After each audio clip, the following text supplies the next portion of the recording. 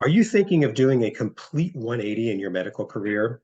Well, if you are, then please listen in because my guest today thought about it and did it, and she's going to share her story about what she's done and what she's accomplished. I'm Carl White, principal at Market Advisory Group, which is a healthcare marketing agency, and I'm also the host of Practice Care. And the mission for both is the same, and that's to help private practice owners stay private. Not only is that what they want, but let's face it, if your doctor's got the freedom to make the clinical decisions he or she thinks is necessary, then that's the best that your care is going to get. And the way that's going to happen is if they own the place. And today, my guest is Dr. Anita Wang. She's a board-certified emergency medicine physician and has been in practice for over 30 years, including with Doctors Without Borders and at UCLA. And as an ER doctor, Dr. Wang helps people when they are at their worst. But by 2012, she realized she wanted to make a contribution in a different way. What if she could help her patients before they were in a medical emergency? And that was when she established her wellness clinic in Laguna Beach, California, which she appropriately named Wellness, Longevity, and Aesthetics.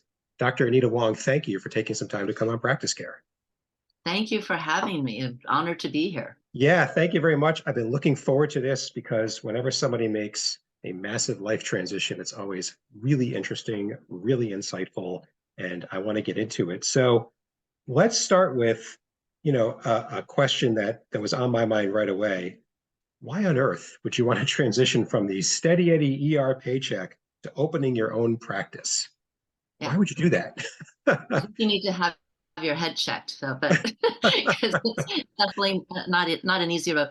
Well, I think the main push was because I didn't know how long I could be in the ER.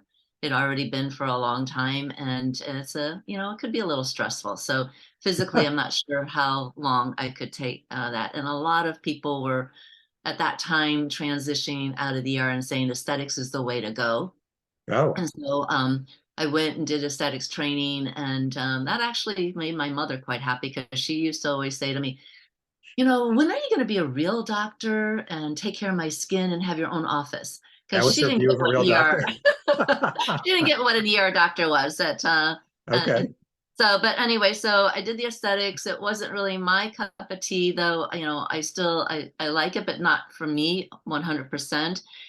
But somehow that led into anti-aging, which led me into A4M, which led me into functional medicine. And I just fell in love with it. I never thought I would. Being an ER physician, I am totally about acute care medicine, reactive medicine. Something happens, you do a change. Whereas this is 180 degrees opposite. Mm-hmm. And I had no, bandwidth or patience for it. And here I am loving it and feeling invigorated and loving it. And, could teach my residents something different than emergency medicine because I was kind of seen that, done that, been there. Okay. Right. Oh, yeah, another fracture. Oh, yeah, another Goomba. Okay. But so even though it's 180 degrees opposite of what my training was, Mm-hmm. this makes me well-rounded, and I can see all aspects. So before you get in the ER and after the ER, what you need to do, Mm-hmm. it just fit for me. Okay. And why functional medicine? Like, why not a plain old traditional primary care practice? I mean, that's supposed to get in front of things before they get bad too, right? Well, I think the difference for me is just the philosophy. Mm-hmm. Conventional medicine, I'm trained in that, I'm well versed in that, and that is, I'm not here to say that's not good and primary care is not good, Sure. because we definitely need it. But the premise and the base of the two is different. So Mm-hmm. when I was training in emergency medicine, I remembered one of my attendings. I had a critical patient. They both had DIC, and one did well and one didn't do well. And I just said to him, we did everything for this guy. How come it didn't work? And he just kind of shrugged his shoulders and said, piss poor protoplasm. And protoplasm is what we're made of and what our cells are. And he just says, like, they're just not healthy. And I'm like, that just didn't sit well with me because babies Mm-hmm. got sick. They're born, they're brand new, and they get sick and they get cancer. They have diseases. I don't quite get this. And all through my years, it just kind of was in the back of my mind. Well, so if you think about conventional medicine, we say everyone is healthy at a baseline. You have 10, 20-year-olds. They all need birth control pills. you give them to them, they all do well, and then that one person gets a blood clot, and you go, oh, we should check. Oh, well, you have a genetic mutation that you have a clot, you have this you propensity to clot. You shouldn't take this medicine. In functional medicine, we go, I don't know how healthy you are. You have ancestral history of your genetics, you have mutations, you have cellular function, it's the biochemistry.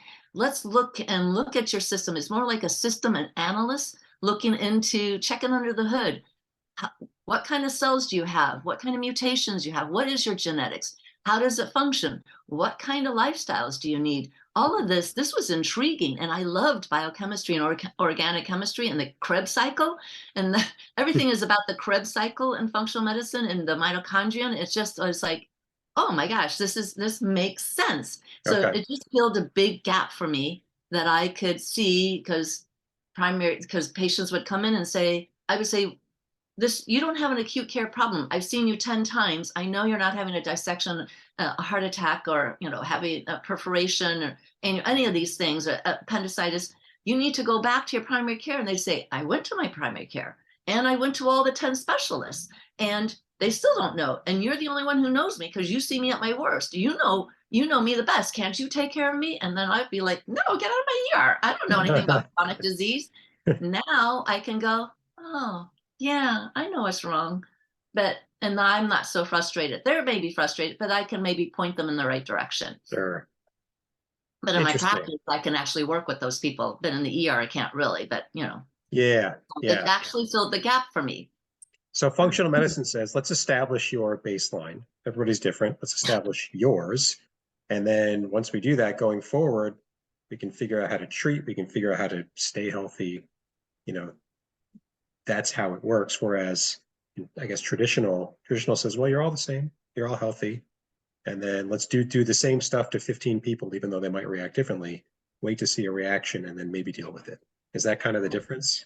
Yeah. Well, the crux of the difference really is that conventional medicine is disease-based. We're looking for disease. Okay. So when I look at the lab bios, I'm looking to see in the ER, do you have disease? Do you have kidney disease? Do you have a cancer? Is your liver? So we're looking to see what state are you at a disease. Whereas when I look at it in functional medicine, I'm going, oh, this is not optimal. This is not working optimal. I'm not looking disease. So you go to your primary care and they say, oh, you have a migraine, you have indigestion, you have itchy skin, you have constipation. That's here, take a pill for each and every one of them in a cream, right? But as a functional medicine, and because none of it adds up to a disease, because there's no disease. Right. And I'll go, oh, that's a system not working optimally. Why is it not working optimally? And I'll be looking to find out what's going on and where is the blockage, so to speak, that we need to clean it out. So it's just different that you need both. You need both. So it's the best marriage is when you already have the disease, let's say cancer. So you have cancer, they're treating you, and then you want to know why didn't your system clear it out so well? Because once they get rid of the disease, you need to clear out the system because you don't want to get it again. So you hear people get cancer over and over again. That's not surprising because they didn't change what they were doing in the system, and they didn't find what was the root problem, what was causing it. And so that's the difference. I'm looking at the root cause. Yeah. They're treating disease, which we need both. Yeah. Got it. Okay. Very interesting. Could go a whole separate path. But we will not. We'll stay on this. So how long has your practice now been open? When did you open it? So it's interesting. I guess on my bio, I put 2012, but I think I started was in 2009. No, yeah, okay, yeah. So I'm gonna have to change that. I think maybe that's when but I think 2009, maybe that was when I started the training. So and transitioning was 2009, but I opened the practice was 2009. So it's been a while. So yeah, so it's been a while. So we're in year 14 then, right? Yeah, so between year 13 and 14. Good long time. So the next few questions, because you are living this, you have lived it, this massive transition. So the next questions are just kind of picking at that from different areas so that listeners who are thinking about it can live through you. The first one is, so how long did it take you to break even? Before that little red number, even if it was zero, turned black.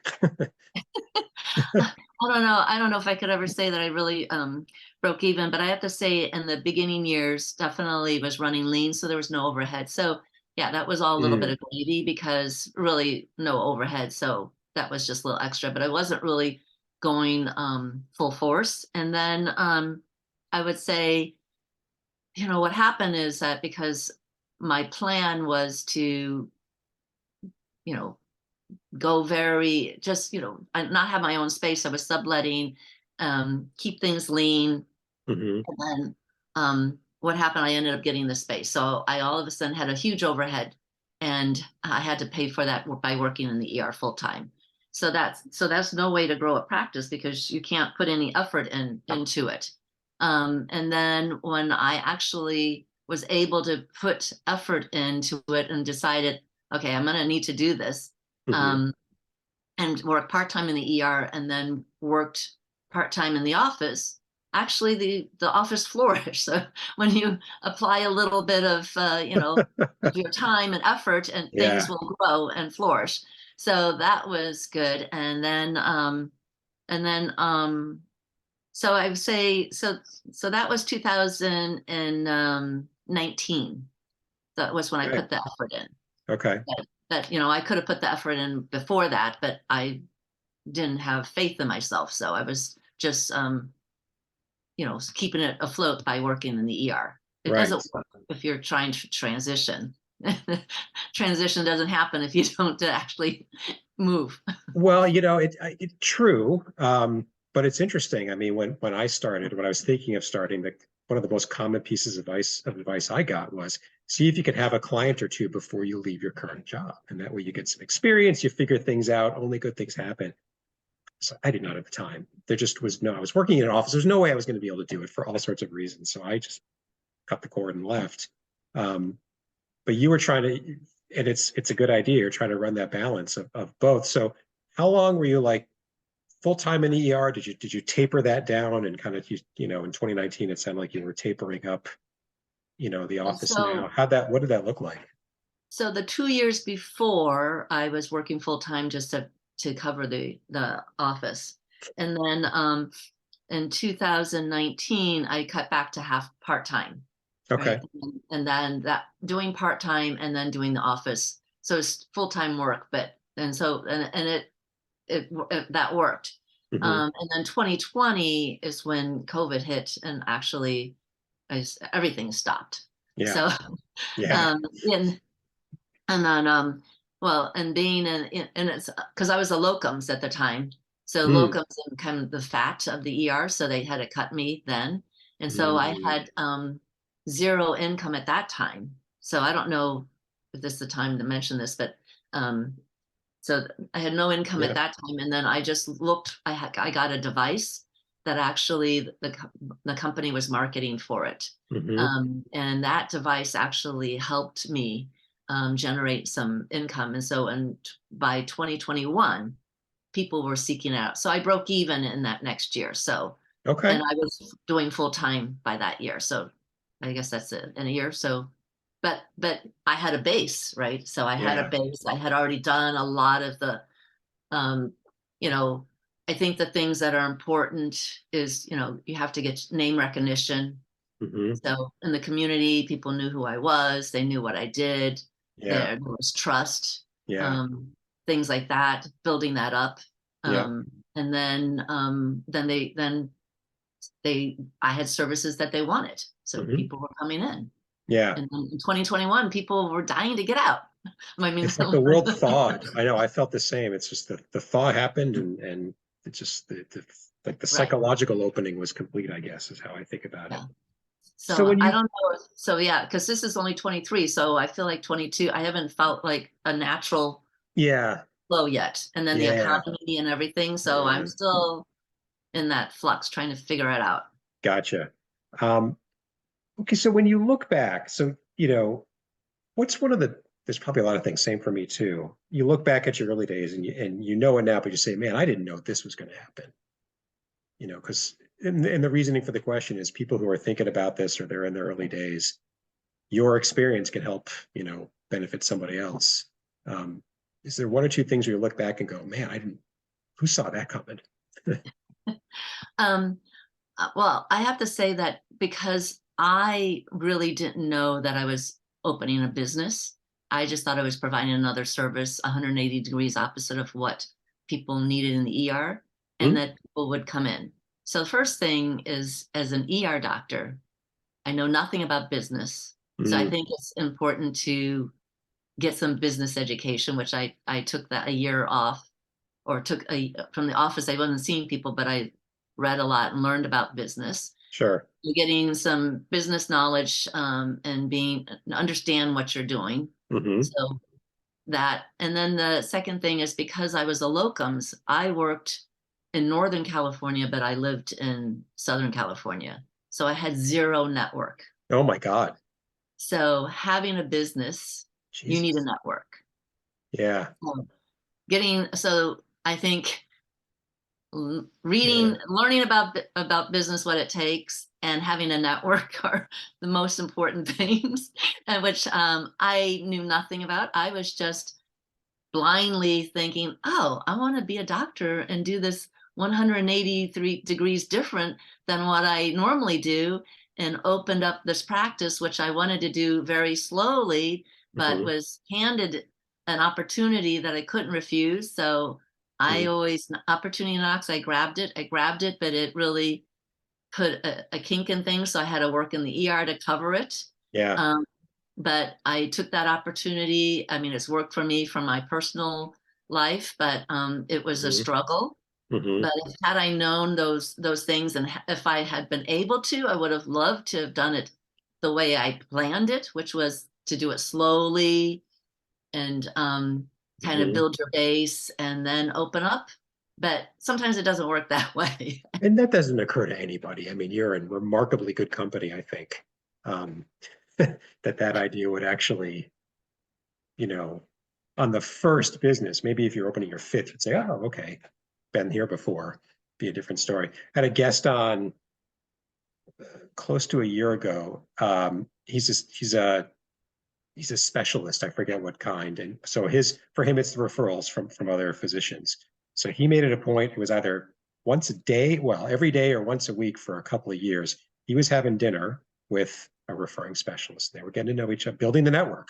And he just talked about a system, and it was wonderfully successful for him. And so that was how he was going to build his base. And but yeah, the idea of you need a network is crucial.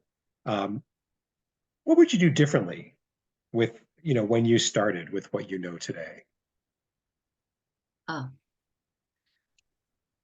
um, I mean, you answered part of it, right? You maybe all of it. If that was it, tell me so. well, I would, well, okay. So what I did is, because I think everyone thinks you need that cash cow, right? So for me, I was thinking, I'm not going to be able to get enough people telling them, change your diet, exercise, to feed my family, and to actually, take replace my ER income. Hmm. So I was thinking, I need a cash cow, right? That's going to bring that in. And Hmm. since I had the aesthetics training, I thought, oh, everybody wants to do aesthetics. Let me get an aesthetics thing Hmm. that'll do it. Well, I didn't do any analyticals. I didn't know about analyticals. I didn't know anything about that. I just Hmm. like researched the devices, looked at them, said this is a good company, this is a good device. I like the technology. The white papers look good. All of this, Yeah. I'm doing the medical. I didn't know about business analyticals. I knew nothing about that. And then, so not only did I buy one, I bought another, because I figured, oh, you have to have a niche. Everyone says pick a little niche. So I picked incontinence. Nobody talks about incontinence, but I picked that. That was what I picked, because in the ER, that was something. And Okay. I wanted to be a spokesperson and, get that out there. Hmm. The diaper business out of business that depends for adults. But so incontinence. So I'm getting these two devices. Mhm. Now, by that time, I'm still working full time in the ER because nothing is happening. I'm making a little pittance. Okay. And then I get a business person that helps me, and she does analyticals on a device. It's in the same company, fortunately. And I Hmm. had known about the device, but I didn't feel like that it was more to me aesthetics. And I didn't even think that was going to be into my wheelhouse of longevity functional medicine. Hmm. But but she told me, so I was dismissing it, but she was telling me the analyticals of it based on marketing. So if you have a graph, Hmm. and there was another company that was marketing a device that everybody's searching for, and this device is matching the graph of that one. And she said the two devices that you have aren't even a blip on the graph. That's why nobody's coming in. Was this like a search volume graph, or this was like a market size, or just what I was it? think Do you in remember? marketing, I think she was doing marketing, and I think she was looking at the analyticals of what people are searching for and Got looking it. for. Hmm. Some type of analyticals. I even asked her if she could do that again. She says, I don't remember what I did. But anyway, she told me that my two devices weren't even a blip. So knowing if you're looking and going to spend money, that people are really looking for that thing, Yes. and wanting it. And so I think it was and I'm my personality is a risk taker. Um, so, Yes. You're so doing you what you're can't, doing. right. Yeah. So you have to, if you have that, if you, if you're not, if you're a risk adverse, you're not going to do what I did Mhm. because, so 2020 October was COVID. I didn't have my job, and the office there was no business coming in Mhm. because of COVID. And I wasn't focused on the aesthetics portion because I thought people shouldn't come in. I could do the telemedicine and do the wellness portion, but nobody was doing anything. Mhm. And then I bought another device. Now I can't pay for anything. I have no income coming in. I can't even pay for the two that I have. This is not going lean, which was my whole idea of being lean. This was now, Yeah. and then plus I had a huge build out of a place, and now I'm getting a third device. My husband thought I was lost my mind, but that device actually saved me because people were looking for it. People Mhm. were coming in for it, and then I can convert them into my wellness. And so piggybacking on somebody else's marketing. So I've not done any marketing. It's Mhm. just been the networking, getting my name recognition, and then Mhm. piggybacking off of this company's marketing because people were seeking out their device. So that yeah, I don't. There's a lot of good stuff in there. So I mean, what would you do differently? I mean, there's first, so in no particular order. Um, Yeah, so what your business kind of, consultant or associate did was they found the need before they found the answer to it. So the device is the answer to it. There's a lot of treatments, technologies, devices, et cetera, that are on the market. But what we say is that a service or a product hunting for a need, or is there a need that you can fill with this? And they're not the same question. It's different than two right, sides of the same. They're very, right, very different. So there's one lesson learned. Another one right, is, and this is great, what a bonus that if you can leverage somebody else's marketing or effort or resources, do it. I mean, that's great. Um, that's wonderful. And so those right there, and it's just, I had every once in a while you get a call from, like, I will get a call from a person, we're talking about marketing and nobody's decided anything, but you hear them, and I'll say to myself, I'm not a good fit for you. And the reason is because it just sounds to me like you're trying to, you're building it in the hope that will come, and there's always hope, but you've just not, you don't even sound convinced that people need it necessarily. That's kind of a thing.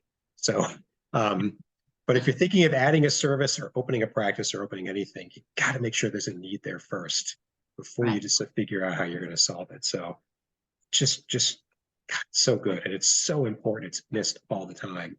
Um, so a couple of kind of wrap up questions for you. I ask every guest the same two questions. And the first one is just very basic. Is there anything you think I should have asked you that people you think from your experience should know about, the journey to making this kind of career switch, but I just didn't ask you.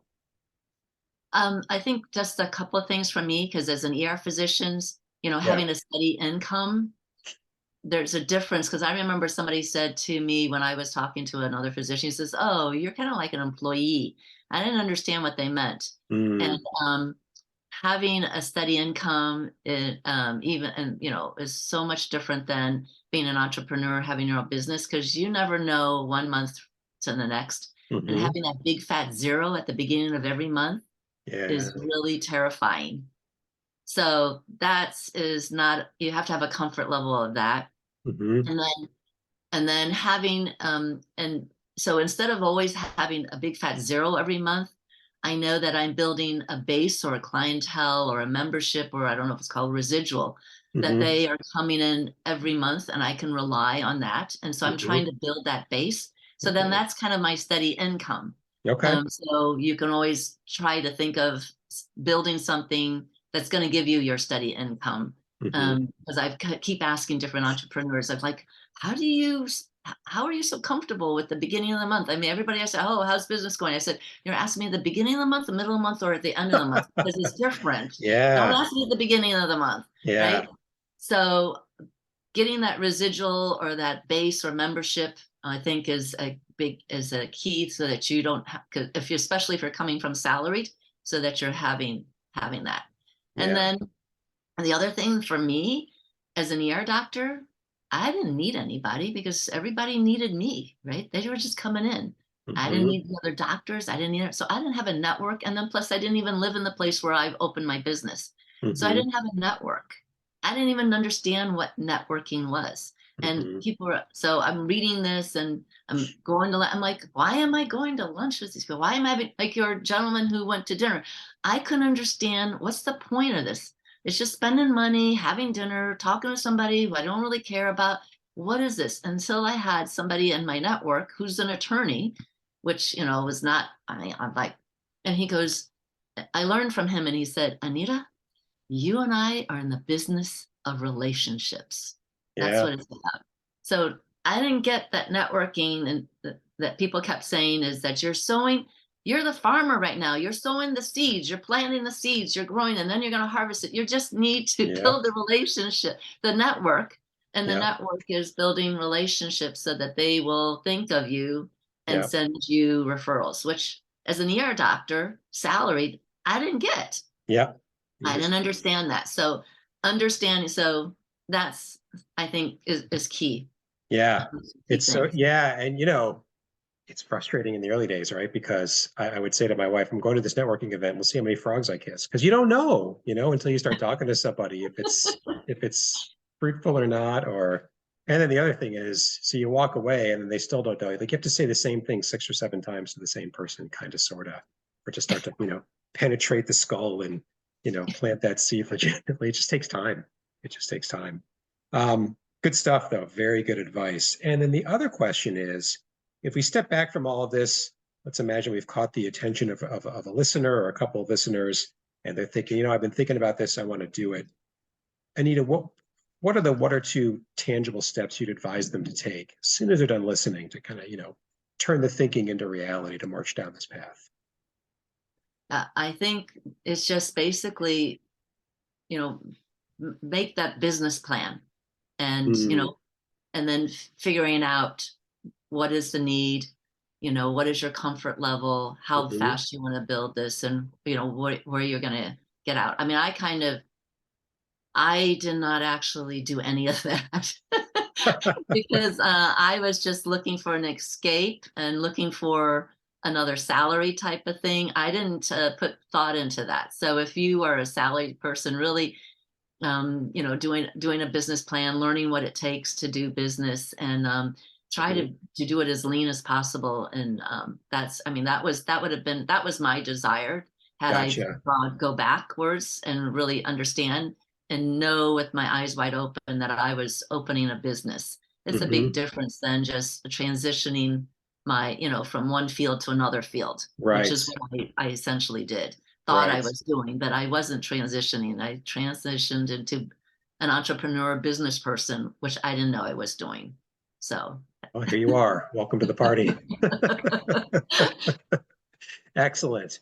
Well, thank you. Thank you again for taking time, sharing your experience. It's hugely interesting and beneficial to, I think, anybody who's going to listen to it, because it's these kind of, in the trenches stories that help people really understand what's going on. Once again, Dr. Anita Wang, we're going to put all your contact information that you provided to me in the show notes for your episode, so that anybody who wants to check you out or maybe contact you to, pick your brain or whatever, they'll be able to do it. A couple of points before we finish. First, if you're someone like Anita who's living this world and you'd like to share an experience that you've had with others thinking the same so they could benefit from it, or if you're someone like me who seeks to serve private practice owners, we want you to come on Practice Care so that you could tell the world about it and get the word out. In the show notes for Anita's episode and every episode, there's a link, a couple of questions, tell us what's on your mind so we can get you scheduled as soon as possible. And finally, if you haven't done so already, please subscribe to Practice Care on Apple Podcasts, wherever you listen to your podcast. We're on all the major platforms. Subscribe today. Thanks very much, and until next time.